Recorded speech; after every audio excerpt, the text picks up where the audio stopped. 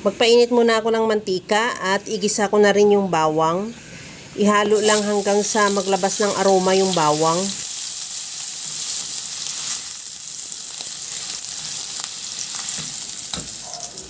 Maglagay na rin ako ng sibuyas. Ihalo lang din hanggang sa maluto yung sibuyas.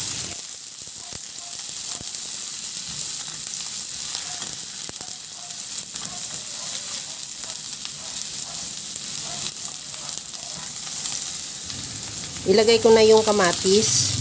Ihalo lang din hanggang sa maluto yung kamatis.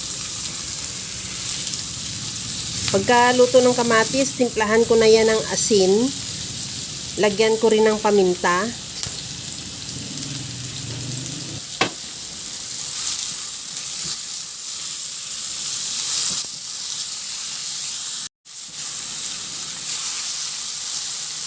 Ilagay ko na yung kalahating kilong karne ng baboy.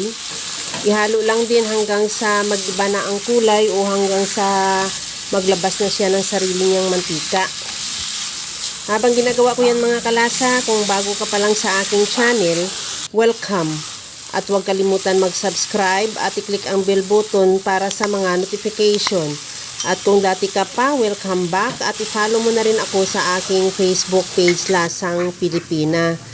Tinimplahan ko na rin ng patis at ihalo lang din hanggang sa mag-reduce yung patis o hanggang sa kumapit talaga yung patis sa karne. At sa puntong ito, okay na yung ating karne, nagisa na rin siya ng mabuti at naglabas na ng sarili niyang tubig o mantika. Lagyan ko na ng tubig. Nakadepende naman yung dami ng tubig sa dami ng karne at siguraduhin mo lang din na matanggal yung toast na nakadikit sa kaldero at takpan hanggang sa maluto o hanggang sa maglambot lang din yung karne. At sa puntong ito na malambot na rin yung ating karne, ilagay ko na yung kalabasa. Bali, 2 slice lang ng kalabasa yan. Depende kung gusto mo ng marami, pwede mo dagdagan. O kung kunti lang din ang gusto mo, pwede mo rin bawasan. At takpan ko ulit hanggang sa maluto lang din yung kalabasa. Pagka ganito na luto na yung kalabasa, ilagay ko na rin yung sitaw. Depende rin kung gusto mo maraming sitaw, pwede mo dagdagan, pwede mo rin bawasan. At lagyan ko na rin ng siling green. Ihalo lang ng mabuti para lang din mahalo yung ating sitaw sa ating karne at takpan ko muna hanggang sa maluto lang din yung sitaw. Pagkaluto ng sitaw, kunting halo lang yan. At okay na yan yung ating napakasimple at napakasarap na ulam.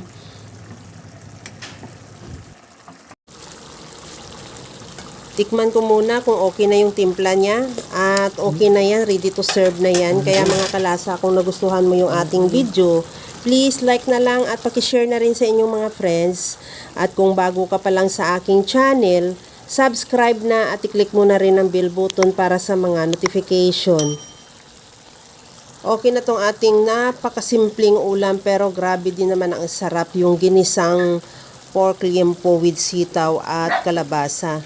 Kaya mga kalasa, alam ko, kayang-kaya mo tong gawin dahil sa sobrang simple at napakadali niya lang lutuin. Kagaya lang lagi sa sinasabi ko na wala namang hindi marunong magluto basta sa simpleng paraan lang. Okay na to, hanguin na lang natin at ready to serve na. Hanggang sa muli mga kalasa, thank you for watching. Bye-bye!